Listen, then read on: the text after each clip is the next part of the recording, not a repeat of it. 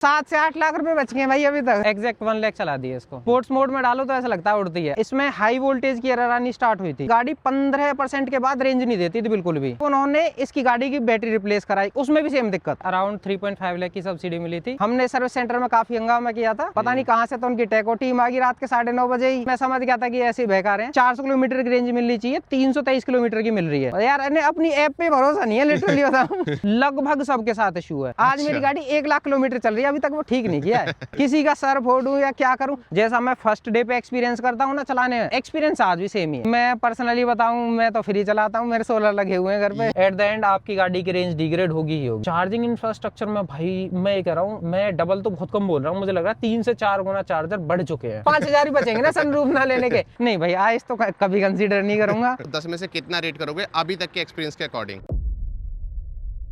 दोस्तों आज अपने पास आ चुकी है 1 लाख किलोमीटर चली हुई नेक्सॉन ईवी। 3 साल से ज्यादा भाई ने इस गाड़ी को चला लिया और आज कुंदन भाई से हम जानने वाले इसका पूरा रिव्यू डिटेल में। कैसे कुंदन भाई? हेलो भाई, thank you, I am fine. Kundan भाई से अब हम जानने वाले हैं पूरा काला चिट्ठा इस कार के बारे में कि 3 साल के अंदर इन्हें इसके अंदर क्या क्या प्रॉब्लम्स हुई हैं, क्या फ़ायदे हुए हैं, पैसा एक्चुअल में इस गाड़ी से बच भी रहा है या फिर नहीं बच रहा है। और अगर आप ना ही सिर्फ नेक्सॉन बल्कि इलेक्ट्रिक कार लेने की सोच रहे हो तो ये वाली वीडियो काफ़ी इंसाइटफुल होगी, स्पेशली अगर आप कोई टाटा की गाड़ी लेना चाह रहे हो। अगर आपको भी ऐसा ही अपना रिव्यू देना है तो डिस्क्रिप्शन में मैंने नंबर डाल रखा है, वहाँ पर जाओ, हमें व्हाट्सएप कर दो। कुंदन भाई सब कुछ डिटेल में बता रहा है आपको, ठीक है? Sure sure. ताकि हमारी ऑडियंस को काफ़ी हेल्प मिल सके इलेक्ट्रिक कार्स के लिए। तो कुंदन भाई सबसे पहले ये बताओ, आपने इस गाड़ी को कब लिया था, कितने का लिया था और क्या कॉम्पिटिटर वगैरह देखे थे? मैंने इसको दिसंबर 2022 में लिया था। ओके। उस टाइम पे ये हरियाणा रजिस्टर्ड है, तो उस टाइम पे सब्सिडी थी, तो मुझे अराउंड 3.5 लाख की सब्सिडी मिली थी। ओके। सो मुझे ऑन रोड 17 पॉइंट समथिंग की पड़ी थी। अच्छा, ये कौन सा मॉडल है? ये टॉप मॉडल है। ओके। XZ प्लस लक्स और ये जेट एडिशन है। ओके। ये नेक्सॉन ईवी मैक्स है 40 किलोवाट। 40 किलोवाट आवर वाली, ठीक है। तो आपने जो कलर देख रहे हो ना, आपको काफी रेयर देखने को मिलेगा नेक्सॉन ईवी में। पहली बार देखा है मैंने ऑन द रोड ऐसा कलर। मैंने भी आज तक दूसरी कोई कार नहीं देखी सेम कलर में ईवी में। तो भाई ने काफी यूनिक कलर लिया है और ये स्पेशल एडिशन एक्चुअल में। ओके, सो आपको ये समथिंग 17 लाख की पड़ी थी जब सब्सिडी मिला ले हम, राइट? ओके, सो अब आप मेरे को बता दो कि जब इसे ले रहे थे कोई और गाड़ी भी थी नज़र में, कुछ कंपैरिजन वगैरह किया था? हाँ, मैं उस टाइम पे आती थी MG की कौन सी ZSEV, राइट। बट उससे थोड़ी महंगी थी और दूसरा मेरा ना टाटा की तरफ थोड़ा ये है, मेड इन इंडिया की तरफ थोड़ा झुकाव रहता है, तो इसलिए मैंने उसको एक बार टेस्ट ड्राइव तो लिया था, but because I am biased to that, so मैंने इसी को खरीदा। ठीक है, तो भाई टाटा को प्रायोरिटी देना चाहते थे, स्पेशली मेड इन इंडिया को देना चाहते थे। हाँ। तो भाई उसके लिए वैसे ही मैं कहूँगा भाई बहुत बढ़िया काम कर रहे हो आप, हमें बाकी लोगों को भी ऐसा करना चाहिए। ठीक है, उसके बाद हम आते हैं एक्सपीरियंस पे। इनिशियल एक्सपीरियंस पहले बताते हैं, जब आपने ली थी, जब क्या आपके फर्स्ट इंप्रेशंस थे या आपको कैसी लग रही थी गाड़ी? उससे जस्ट पहले मैं एक वो यूज़ करता था, वैगनार यूज़ करता था। Okay. It was second hand actually. So उसमें इश्यूज बहुत थे, तो मेरे को ये था कि भाई एक नई गाड़ी लेनी है और ऐसी लेनी है रिलायबल, की मुझे 15 साल चलाना हो। ठीक है। एंड उस टाइम पे ये भी था कि टैक्स में बहुत बेनिफिट मिलता था। 1.5 लाख का टैक्स बेनिफिट मिलता था ईवी खरीदने पे। राइट। तो मेरे को लगा कि यार इस टाइम पे सब्सिडी भी है, आपको टैक्स में भी बेनिफिट मिलेगा 5-7 साल जब तक तुम्हारा लोन चलता है। और क्योंकि मेरे को लॉन्ग टर्म चलानी थी, मेरी रनिंग भी ज़्यादा थी, तो इसलिए मैंने इसको प्रेफर किया। तो जब आप वैगनार चला रहे थे तो आपको क्या मंथली मतलब वो आ रहा था फ्यूल का एक्सपेंस? आई थिंक वो 10 to 20,000, मुझे एग्जैक्ट ध्यान नहीं है, बट हाँ इतना तो था। चलो डेली रनिंग बता दो, उससे अंदाजा लग जाएगा। हाँ, डेली रनिंग मेरी रहती थी, मैंने उसको 1 साल में 25,000 किलोमीटर चला दिया था, तो अच्छा। 2 साल में लगभग मैंने 45,000 समथिंग चला दिया था उसको। ठीक है, ओके। और अभी फिलहाल आपकी डेली रनिंग कितनी होती है? मैंने 3 साल और 1-2 महीने हुए होंगे अभी तक, एग्जैक्ट 1 लाख चला दिया इसको। अच्छा, 3 साल के अंदर तो काफी अच्छी खासी रनिंग है भाई फिर की। कुंदन भाई, लेकिन सबसे मेन सवाल पता है क्या है? आपने पैसा कितना बचाया है इस गाड़ी को 1 लाख किलोमीटर चला के, या फिर कोई बोलूं तो रनिंग कॉस्ट आपको क्या पड़ी इस गाड़ी की? भाई क्वाइट ट्रिकी क्वेश्चन। पहले मैं वैगनर यूज करता था, तो आई थिंक 2 से 3 किलोमीटर उसकी वैसे रनिंग रहती थी CNG में। और लेकिन उसकी ना वियर एंड टियर बहुत थी, तो 1-1.5 रुपये पर किलोमीटर मुझे वो पड़ जाती थी, तो मोटा मोटी लगाऊं 4-4.5 रुपये पर किलोमीटर पड़ती थी। ठीक है। ये मुझे लग रहा है 1 रुपये किलोमीटर भी नहीं पड़ती। पर्सनली मैं अपना एक्सपीरियंस दूं तो मैंने इसको ना आज तक कभी भी पैसा दिया तो DC चार्जिंग में ही दिया है। घर पे सोलर पैनल लगे हुए, बट नॉर्मली अगर आप यूनिट से लगाओ ना, तो 1 यूनिट में मोटा मोटी 7 किलोमीटर चल जाती है। अच्छा। और हमारे नॉर्मल एरियाज में 7 रुपए की ही यूनिट पड़ती है। ठीक है। 6 से 7 रहती है तो 1 रुपये किलोमीटर आपकी पड़ेगी ये। 1 रुपया पर किलोमीटर है ना। हाँ और 1 लाख किलोमीटर आपने चला ली। हाँ 1 लाख तो हो गया भैया, चलो आपने मान लिया कि आपकी रनिंग कॉस्ट। और जो अगर आप वैगनआर चला रहे होते तो आपकी 4 से 5 अगर ले ले 4 लाख, 3 लाख तो आपने सेविंग कर ली फ्यूल की। भाई ऑडियंस को बिलीव भी नहीं होता, बंदे सोचते हैं छोड़ रहा है, हम आपको फैक्ट दिखा रहे हैं भाई जो हमारे सामने है। हाँ इतनी तो कम से कम है ना? अच्छा अगर आप नेक टू नेक कंपेयर करो, हाँ। भाई ये ऑटोमेटिक है, ऑटोमेटिक है, ठीक है, परफॉर्मेंस है, ठीक है। और अगर आप इसको कंपेयर करो डीजल ऑटोमेटिक से, हाँ। नेक्सॉन डीजल ऑटोमेटिक से अगर इसका कंपेरिजन कराऊं तो उसकी रनिंग कॉस्ट पड़ती है 7 रुपए पर किलोमीटर, मोटा मोटी बता रहा हूँ, और ज्यादा ही पड़ती होगी क्या, तो 1 लाख चल चुकी तो 8 रुपए पर किलोमीटर पड़ जाती होगी, बिल्कुल, क्योंकि उसमें VNTR बहुत हो चुका होगा। हाँ, तो 7 से 8 लाख रुपए बच गए भाई अभी तक, सीधे सीधे है ना।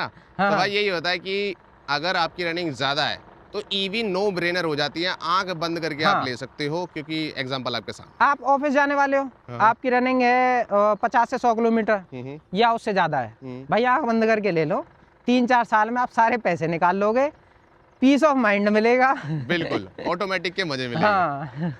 सो अब मेरे को ये बताओ कि आपने जब पहले लिया था, जब स्विच हुए थे, कोई दिमाग में आया था कंसर्न कि यार रिस्क ले रहा हूँ या फिर चल भी पाएगी? मैं ना एक्चुअली थोड़ा टेकी पर्सन हूँ, तो मेरा क्या रहता है कि नई चीज़ों को ट्राई करने में, खासकर इलेक्ट्रॉनिक्स और टेक्नोलॉजिकल उस चीज़ों में मेरा थोड़ा वो रहता है। मैं खुद एक डेटा साइंटिस्ट हूँ, मैं थोड़ा AI वगैरह पे काम करता हूँ, तो इन चीज़ों का मेरे को थोड़ा नॉलेज है। अच्छा, तो इसलिए मैं थोड़ा बायस्ड भी हूँ इन चीज़ों के रेस्पेक्ट टू, मैं ट्राई करते हैं यार लाइफ में। ठीक है, तो आप वो हो कि नई चीज ट्राई करनी है, बिल्कुल, तो फिर उन बंदों को तो आई थिंक ज्यादा प्रॉब्लम होती भी नहीं है। हाँ। छोटी दिक्कतें आपको आई भी होंगी तो आपने इग्नोर कर दी होंगी, राइट। ठीक है, सो अब आते हैं इसके एक्सपीरियंस पे। इस गाड़ी के ऊपर 3 साल आपने चली, काफी अच्छा एक्सपीरियंस आपको हो चुका है। तो मेरे को सबसे पहले बताओ, सर्विस को एंड में आएंगे, पहले बात करते हैं गाड़ी की, ठीक है। गाड़ी के अंदर आप बताओ मुझे पॉजिटिव क्या लगता है, क्या अच्छा लगता है जो आपको? राइट, मैं अभी तक इसका पॉजिटिव बताऊं ना, तो गाड़ी की बिल्ड क्वालिटी, एक्सपीरियंस बहुत अच्छा है, परफॉर्मेंस बहुत अच्छा है। स्पोर्ट्स मोड में डालो तो ऐसा लगता है उड़ती है। आज के टाइम पे तो खैर जो नई कार आ रही है उनमें और ज्यादा है, बट मैं पर्सनली इसको नॉर्मल ड्राइव में चलाता हूँ और बहुत एंजॉय करता हूँ। मेरे फादर हैं, वो अराउंड 60 हैं, वो इसको बड़े स्मूथली चलाते हैं। पहले वो मैनुअल चलाते थे, उनको दिक्कत होती थी, बट अभी क्या है कि ट्रैफिक में भी हो तो ना गियर चेंज करने की जरूरत रहती है, तो ही basically likes it very much. And I think मेरे से ज़्यादा मेरे फादर इसको चलाते हैं, एंड उन्होंने कभी ये शिकायत नहीं करी कि गाड़ी में कुछ ऐसी दिक्कत है या कुछ है। फॉर श्योर मुझे एज सच कोई आज तक दिक्कत नहीं आई कि कभी बीच रास्ते पे स्टॉप हो गया हो या कुछ हो गया हो, इस तरह का कुछ नहीं हुआ। And as I said, build quality and experience is very cool, but one thing which I would say, जिस टाइम पे मैंने लिया था उस टाइम पे वायरलेस एंड्रॉइड ऑटो नहीं आता था। अच्छा, सो उसको मैंने एक डोंगल से कनेक्ट करके अब वायरलेस एंड्रॉइड ऑटो भी चलता है, ठीक है, वो सब ठीक है। गाड़ी की राइड क्वालिटी की बात करें, सस्पेंशन वगैरह में मुझे आज तक कोई इश्यू नहीं आया। अभी रिसेंटली सर्विस सेंटर वालों ने रेकमेंड किया था, आई थिंक 5000 किलोमीटर पहले, तो मैंने इसके सस्पेंशन का काम कराया, नहीं तो आज तक मुझे कभी कोई इश्यू नहीं आया।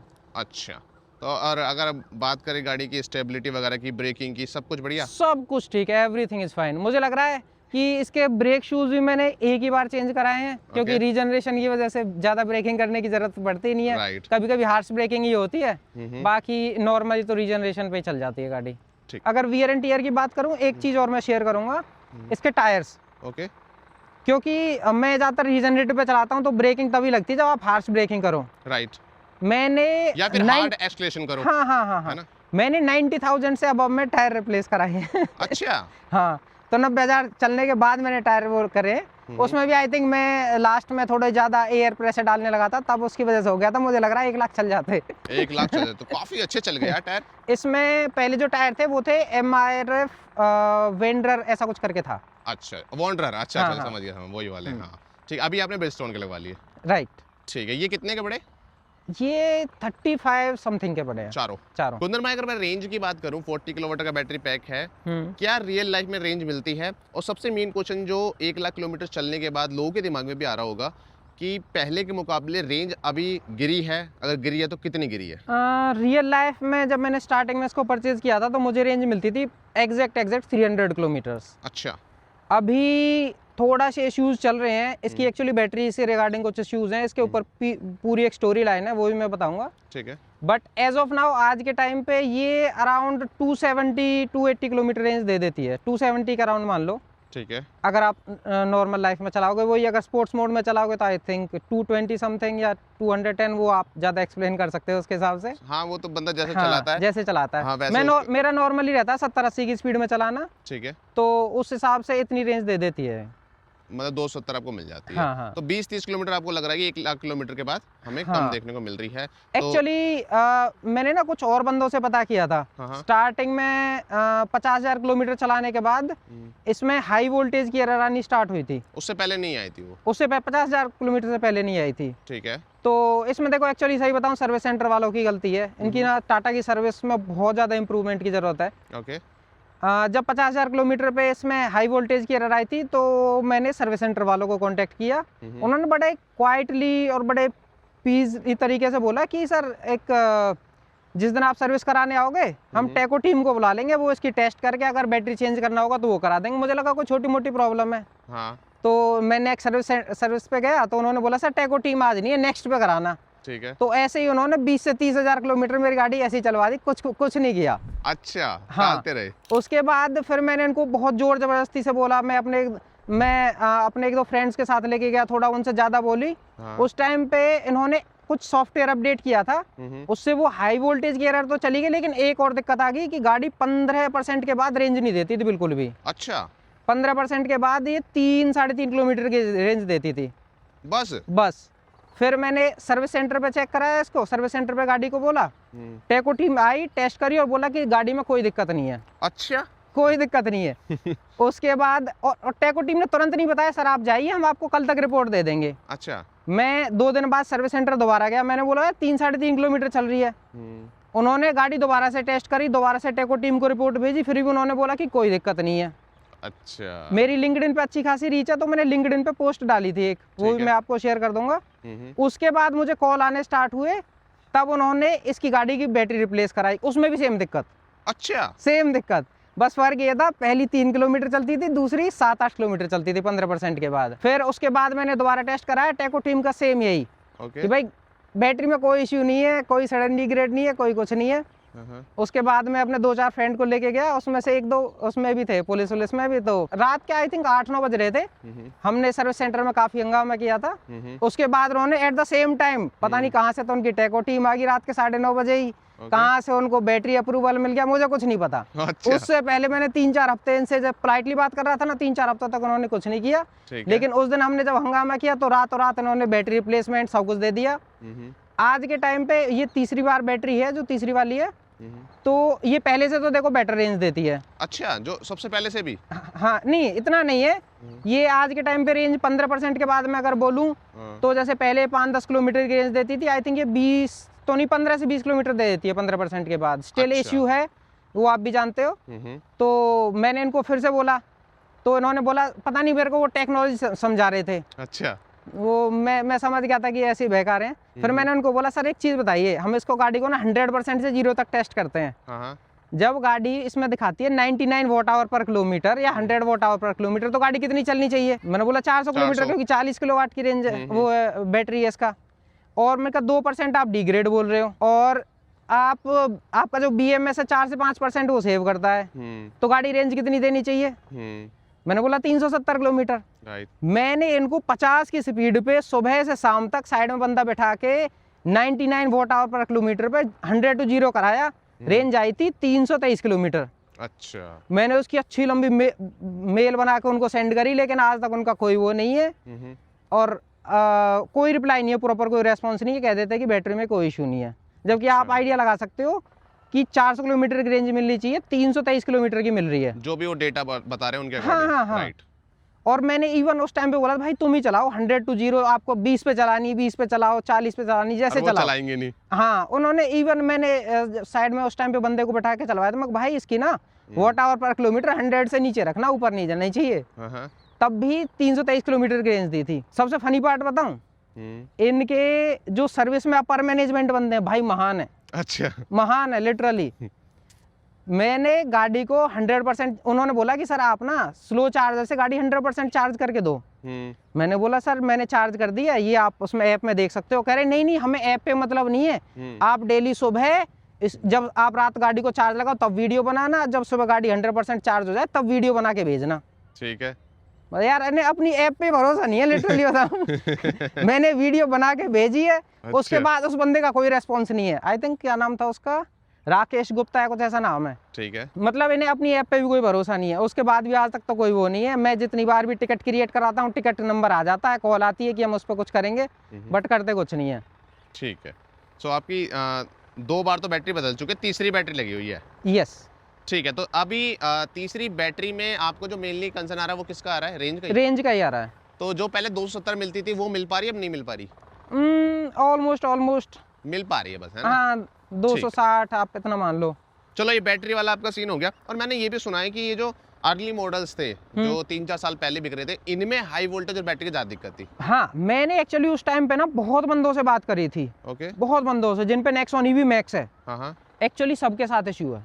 हाँ, लगभग सबके साथ इशू है। ये टाटा ने उस टाइम पे जितने भी बैटरी पैक लिए थे, बहुत लो क्वालिटी के सेल्स लिए हैं, उनमें ये इश्यूज है। आज के टाइम पे जितने भी आ रहे हैं, जैसे नेक्सॉन ईवी आ रही है और या फिर पंच ईवी आ रही है 40 किलोवाट वाली, जिसमें लाइफ टाइम कम इशू है, जिसमें लाइफ टाइम वो दे रहे हैं ना, वारंटी दे रहे हैं, प्रिज्मेटिक सेल्स हैं जिसमें। राइट। वो बहुत अच्छे हैं। हाँ। वो तो मैं कह रहा हूँ कोई भी बंदा उसको आंख बंद करके ले सकता है। मैं अपने 3-3.25 साल के एक्सपीरियंस पे बोल रहा हूँ। वो तो कोई बंदा आंख बंद करके ले सकता है। बंदे हैं मेरे नोन में, वो भी कह रहे हैं कि नहीं भाई इनमें नहीं आ रही प्रॉब्लम। हाँ, पहली वाली में तो थी। वो इसमें है। ठीक है। सो अगर हम बैटरी की बात तो अपने डिटेल में बता दी, बैटरी के अलावा प्रॉब्लम्स बताओ अगर कुछ आई हो। बैटरी के अलावा हाँ, सर्विस सेंटर का इश्यू बताता हूँ मैं। ठीक है। इसमें क्या है कि हर 1 महीने में जो टाइम रहता है ना गाड़ी का टाइम, वो 2 से 3 मिनट कम हो जाता है। ओके। ठीक है। और ये मैंने डे फर्स्ट से बोला था। आज मेरी गाड़ी 1 लाख किलोमीटर चल रही है, अभी तक वो ठीक नहीं किया है। वो कहते हैं सर हरमन वाले आएंगे वो ठीक करेंगे। मुझे नहीं लगता इतनी छोटी मोटी चीज टाटा ठीक करने वाला है। यार नहीं, मैं बता तो रहा हूँ, मैं उनसे कहते कहते परेशान हो लिया। वो करते ही नहीं है, इंटरेस्टेड ही नहीं है। जैसे सरकारी होता है ना, सरकारी दफ्तर में इधर से इधर, इधर से उधर। मैं जाता हूँ, फरीदाबाद में है इनका मल्टीटेक सर्विस सेंटर है। ओके। उसमें जाता हूँ। मैंने स्टार्टिंग से अभी तक उसी में कराई है। ठीक है। क्योंकि फरीदाबाद में एक और है विकास करके, उसका तो और बुरा हाल है। अच्छा। हाँ, तो अब क्या करें यार, मजबूरी है, उधर ही जाना पड़ता है। ठीक है। तो मतलब बंदे को सीरियसली लेते नहीं है। मेरी गाड़ी का जो साइड इंडिकेटर होता है ना, वो अपने आप से टर्न ऑफ नहीं हो रहा। अच्छा। मेरी गाड़ी उस टाइम पे 70,000 चली थी, तब मैंने इनको बोला था, कह रहे सर पार्ट नहीं है, पार्ट मंगा देते हैं। ओके। दूसरी सर्विस पे गया, कह रहे सर पार्ट अभी आया नहीं, नेक्स्ट सर्विस आओगे तब आ जाएगा। नेक्स्ट सर्विस पे गया, पता चला पार्ट तो आया था लेकिन उन्होंने किसी और गाड़ी में लगा दिया। अब बताओ यार, इसमें मैं क्या वो करूं, किसी का सर फोड़ूं या क्या करूं? अच्छा, कंप्लेंट करो, कसम से कुछ नहीं होता। अच्छा। कितनी भी कंप्लेंट कर लो, वही सरकारी दफ्तर वाला हिसाब है, इधर से इधर घुमा देंगे, पर करेंगे कुछ नहीं। ये मुझे एट द एंड ना बाहर ही लगवाना पड़ेगा। ये खुद नहीं लगा के देंगे सर्विस सेंटर वाले, इतना बुरा हाल है इनका। टाटा के सर्विस सेंटर वालों, भाई जो भी वीडियो देख रहे हो, ऐसा मत करो भाई। है कस्टमर तुम्हारा इतना लॉयल है, 3-4 साल से गाड़ी यूज कर रहा है। खैर ठीक है कुंदन भाई, इसके अलावा मेरे को ये बताओ कि गाड़ी में आपने बता दिया घड़ी वाला इशू, बैटरी चलो एक मेन चीज होगी जिसके ऊपर उन्होंने बदली है, आपको उसके ऊपर स्ट्रगल भी करना पड़ा। उसके अलावा परफॉर्मेंस वाइज, मोटर वाइज कोई डिग्रेड नहीं है। परफॉर्मेंस वाइज कोई डिग्रेड नहीं है, राइड क्वालिटी वाइज कोई डिग्रेड नहीं है। जैसा मैं फर्स्ट डे पे एक्सपीरियंस करता हूँ ना चलाने में, एक्सपीरियंस आज भी सेम ही है। ये बहुत अच्छी बात कही। और मैं भी जब भी ईवी का रिव्यू करता हूँ, मैं ये स्पेशली हाईलाइट करता हूँ कि भाई जो इंजन वाली गाड़ियाँ होती है ना, उनमें डेफिनेटली वियर एंड टियर ज़्यादा होता है इंजन के अंदर भी, और उससे परफॉर्मेंस गिरती है। लेकिन ईवी में ये बहुत मामूली लेवल पे होता है। मैंने तो पर्सनली नोटिस भी नहीं होगा, कभी एक्सपीरियंस नहीं, कभी नोटिस ही नहीं हुआ। हाँ, तो ईवी का ये बहुत ज़्यादा अच्छा फायदा है कि परफॉर्मेंस बनी ही रहती है। बिल्कुल। एंड इवन इनका ना जो होती है, आप जो सर्विस कराओ, सर्विसिंग कॉस्ट भाई मैं बता रहा हूँ, मैंने वैगनार यूज करी है, वैगनार से भी कम है इसकी। अच्छा, मुझे लगा भी भाई फिर नेगेटिव में एक चीज ऐड करेंगे। नहीं। चलो ये तो एक पॉजिटिव निकला। हाँ, मेरा है मैं बता रहा हूँ। सर्विस एक बार बता दो, अगर पेड कराते हो तो कितने में हो जाती है? देखो, अगर आपका कुछ पार्ट वगैरह नहीं है ना कुछ, तो इनकी 2 सर्विस होती हैं। एक तो 7,500 किलोमीटर पे होती है, एक 15,000 पे। आई थिंक 7,500 वाली 1,500-2,000 भी नहीं लगते उसमें। अच्छा। और 2-2,500 उसमें लगते हैं। मेरे को एग्जैक्ट नंबर याद नहीं है, बट हाँ बहुत सस्ते में होती है, इतना कुछ ज्यादा है नहीं। चलो ये चीज तो अच्छी एक पॉजिटिव में आती है ईवी के, कि सर्विस में कुछ पैसा लगता ही नहीं है, हाँ। ऑलमोस्ट फ्री चलती है भाई सर्विस Almost के free मामले में। तो चलती है। एक बात ये Even- बताओ कि आपकी रनिंग कॉस्ट कितनी बैठती है, ताकि ऑडियंस को भी पता लगे। भाई मैं पर्सनली बताऊं, मैं तो फ्री चलाता हूँ, मेरे सोलर लगे हुए हैं घर पे। ये हुई ना बात।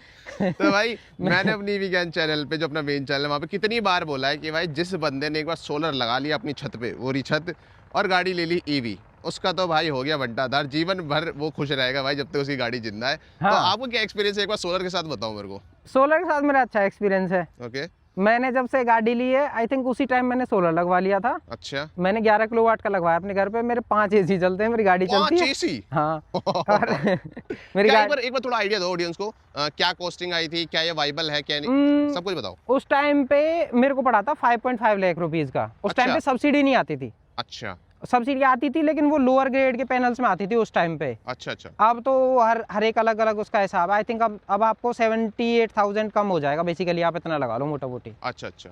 सो यूसेज कैसे होता है, ऑफ ग्रिड होता है? मेरा ऑन ग्रिड है। ऑन ग्रिड है, क्योंकि बिजली कम जाती है तो ऑफ ग्रिड लेने का या हाइब्रिड लेने का कोई मीन नहीं बनता। Right right. जहाँ पे जाती हो वहाँ तो सेंस वहाँ बनता तो आप हाइब्रिड लगाओ। तो आपका वो वाला भी है क्या जिसमें आप बिजली सरकार को भी दे देते हो, उससे हाँ, पैसे हाँ, मिलते हैं? हाँ, हाँ। क्या उसका भी थोड़ा सा बताओ, कैसे कैसे मिलता है?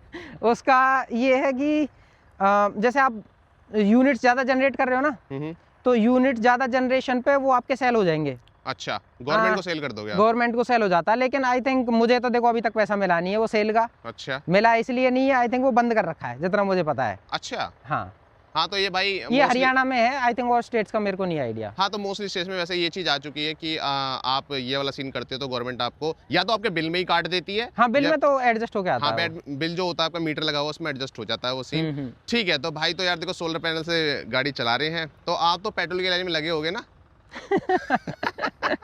जो पेट्रोल की लाइन लगी नहीं थी, मैं देखो आपके या ऑडियंस को फनी ना, रील बना रहे थे उनको चढ़ाते हुए? नहीं अपने आपके ऑडियंस को मैं एक सजेशन दूंगा। आज के टाइम में जो 5 जीबी आई है ना, हाँ 40 किलोवाट वाली, आई थिंक वो ऑन रोड 11.12 पता नहीं इतने की पड़ती है, कुछ हाँ 11 पॉइंट कुछ लाख की पड़ती है। ठीक है, भाई आंख बंद करके ले लेना। बिल्कुल भाई, वो तो मैंने भी कितनी सजेस्ट करी जब मैंने उसका हाँ, रिव्यू हाँ, बनाया था। हाँ, उससे वैल्यू फॉर मनी गाड़ी अभी अभी नहीं नियर है। भी नहीं लग रही मुझे, नहीं है, है ना? नहीं है। और जो उन्होंने चीज ऑफर कर दी है ना, कोई नहीं कर सकता इंडिया में फिलहाल के लिए। तो आई थिंक विनफास्ट ला रहा है वो, देखो कुछ कर सकता है VF5 के साथ तो, नहीं तो फिलहाल के लिए तो अनबीटेबल वही बन जाती है, पंची भी नहीं वाली। राइट।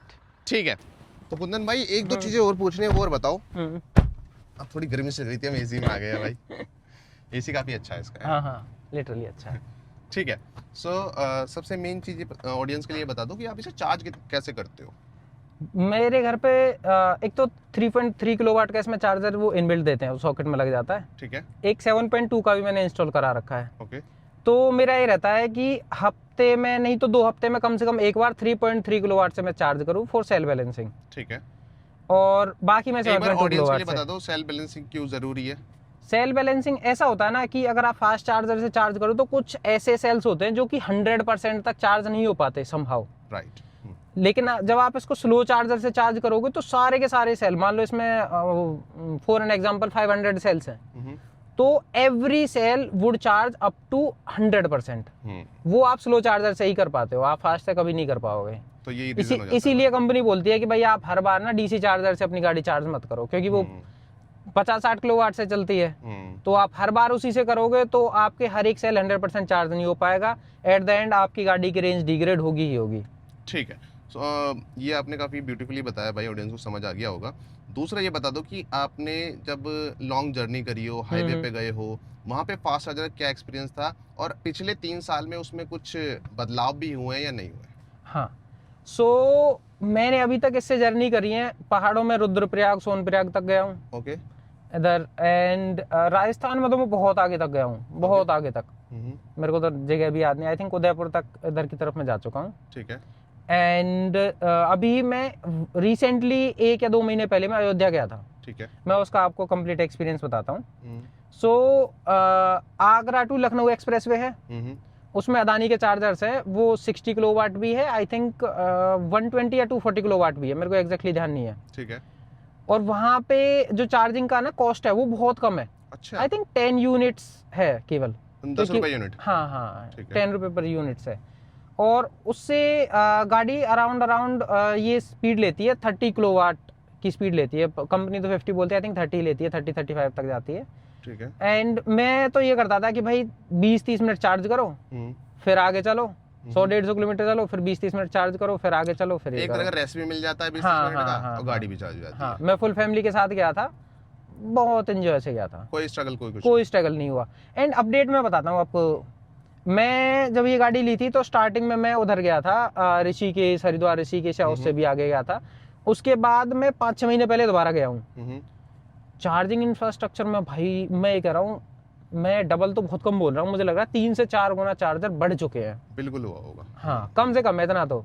आप ऐप भी चेक करोगे ना, ऐप में भी दिखता है। राइट। हाँ, मैं पलवल हरियाणा से हूँ, आई थिंक पलवल में ही 3-4 चार्जर हैं अब तो। हाँ, जब मैंने गाड़ी ली थी एक भी नहीं था। अच्छा। तो भाई वैसे तो ड्रास्टिक चेंज आया पिछले हाँ, 1-1.5 साल में ना, बहुत तब आके आया। चार्जर लगे हैं पूरे इंडिया में। ठीक ये है। तो है। ओके, बाकी गाड़ी के इंटीरियर को लेके कुछ कमी हो, शिकायत हो, इम्प्रूवमेंट बोली जा सके? नहीं, देखो नहीं? अब तो 3 साल हो चुके हैं, इसमें मुझे एक ही चीज लगी थी, वो एंड्रॉइड ऑटो का। अब वो मैंने डोंगल लगा के इसको ठीक कर लिया है। अच्छा, हाँ, तो ये वायरलेस एंड्रॉइड ऑटो चलता है, आप देख सकते हो। ठीक है, ग्रेट बात। और ये जो सनरूफ आपने लगा रखी है, इसका क्या है? कोई यूज नहीं है। मैं लिटरली बताऊं, उस टाइम पे ये टॉप मॉडल था, इससे मैं टॉप से नीचे वाला लेने वाला था। उसमें आई थिंक 50-60 हजार का फर्क था। उसमें एक तो एयर कंडीशनर मिल रहा था, सॉरी एयर प्योरीफायर मिल रहा था, वेंटिलेटेड सीट्स मिल रही थी, और ये मिल रहा था। मैंने इसके पैसे नहीं दिए, मैंने वेंटिलेटेड सीट्स के और एयर प्योरीफायर के पैसे दिए। ये तो जबरदस्ती ये तो जबरदस्ती आ गया, लिटरली बता रहा हूँ। 3 साल में मुझे लग रहा है 3 बार ही खुला होगा मुश्किल से। ये है। एक्चुअली करता भी है टाटा। अभी आई थिंक उसमें भी सेम करा है उन्होंने, पंच में भी, पंची भी जो नई वाली आई है उसमें भी यही सीन है। जो सबसे टॉप मॉडल है उसमें सनरूफ है और उसमें वेंटिलेटेड सीट है। अब जैसे वेंटिलेटेड सीट अच्छी लगती है तो उसे सनरूफ लेनी ही पड़ेगी। यार मैं तो कहता हूँ कि जैसे टाटा के लिए सजेशन, जैसे आप ना अगर सनरूफ दे रहे हो तो उसका एक जैसे प्लस एस करके अलग से दे दो, टॉप मॉडल से भी अलग आपको कुछ लेना है तो। राइट। क्योंकि एज ए पर्सनल मेरा जैसा बंदा है ना, मेरे को अगर 10,000 भी बचेंगे या 5,000 भी बचेंगे ना सनरूफ ना लेने के, मैं नहीं लूंगा। अच्छा, क्योंकि यूज ही नहीं है यार। करेक्ट। हाँ, इसकी मेंटेनेंस अलग से है, ये कभी कभी जैम हो जाता है, यूज भी नहीं करो फिर भी जाम हो जाता है। राइट। हाँ। ओके, तो कुंदन भाई आपने सारी चीज़ें काफ़ी डिटेल में और काफ़ी मज़ेदार तरीके से बताई है। आई थिंक ऑडियंस को काफ़ी अच्छी भी लगेगी। अब मेरे को आप बता दो क्विकली, इससे क्या पॉजिटिव आपको लगे गाड़ी के अंदर और क्या नेगेटिव्स लगे? ठीक है। फर्स्टली पॉजिटिव्स, बिल्ड क्वालिटी बहुत अच्छी है, राइडिंग एक्सपीरियंस बहुत अच्छा है, और वियर एंड टियर कुछ भी नहीं है, स्पेशली इन ड्राइविंग एक्सपीरियंस। ठीक है। सस्पेंशन, राइड क्वालिटी, परफॉर्मेंस कोई डिग्रेड नहीं है अभी तक। ठीक है। नेगेटिव्स सिर्फ एक है, सर्विस।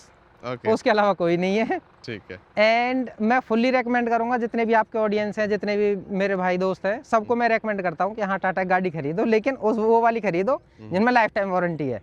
ओके। हाँ, जैसे पंची भी रिसेंटली आई है जिसमें लाइफ टाइम वारंटी दे रहे हैं, क्योंकि उसमें प्रिज्मेटिक सेल्स हैं, लाइफ टाइम वारंटी मिलती है, तो बेस्ट है। ठीक है, भाई ने ऑलरेडी बता भी दिया। चलो अब मैं 10 में से रेटिंग भी पूछता हूँ सभी से, तो आप भी बताओ 10 में से कितना रेट करोगे अभी तक के एक्सपीरियंस के अकॉर्डिंग? मैं पर्सनली बोल दूं 8 करूंगा, 2 सर्विस सेंटर के काटूंगा, बाकी सब अच्छा है। प्रोडक्ट वाइज नहीं काटोगे? प्रोडक्ट वाइज भाई 0.5 भी नहीं काटूंगा। ठीक है, ऑडियंस को तो आपने ऑलरेडी सजेस्ट कर ही दिया। एक सवाल और पूछूंगा कि फ्यूचर में अगर आप गाड़ी लेते हो तो क्या कभी आप आईएस को कंसिडर करोगे या सिर्फ अब ईवी है?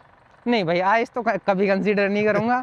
मैं जैसे ट्रैफिक में रहता हूँ ना, तो वो ही रहता, गियर लगाओ, गियर कम करो, गियर बढ़ाओ, इसमें कुछ नहीं है। ट्रैफिक भी है, बस ब्रेक पे पंजा रखो, चलने वाली है तो पंजा हटा लो, बस और कुछ नहीं करना। तो आप बस ईवी के हो गए। हाँ, बस हाँ, आप, हाँ, हाँ। ठीक है कुंदन भाई, हमारे चैनल पे आने के लिए थैंक यू भाई। अगर आपको भी कुंदन भाई की तरह अपना एक्सपीरियंस देना है, कुंदन भाई एक्चुअली बहुत दूर से आए, दोबारा थैंक यू बोलूंगा, पलवल से आए भाई, सुबह सुबह हम वीडियो बना रहे हैं। थैंक यू अपना टाइम निकालने के लिए। अगर आपको भी ऐसा ही अपना रिव्यू देना है तो डिस्क्रिप्शन में नंबर डाल रखा है, वहाँ पे जाओ, हमें व्हाट्सएप कर दो। और कुंदन भाई क्या करना है ऑडियंस को हमारी? Do like and subscribe. Okay, thank you Kundan भाई। Thank you.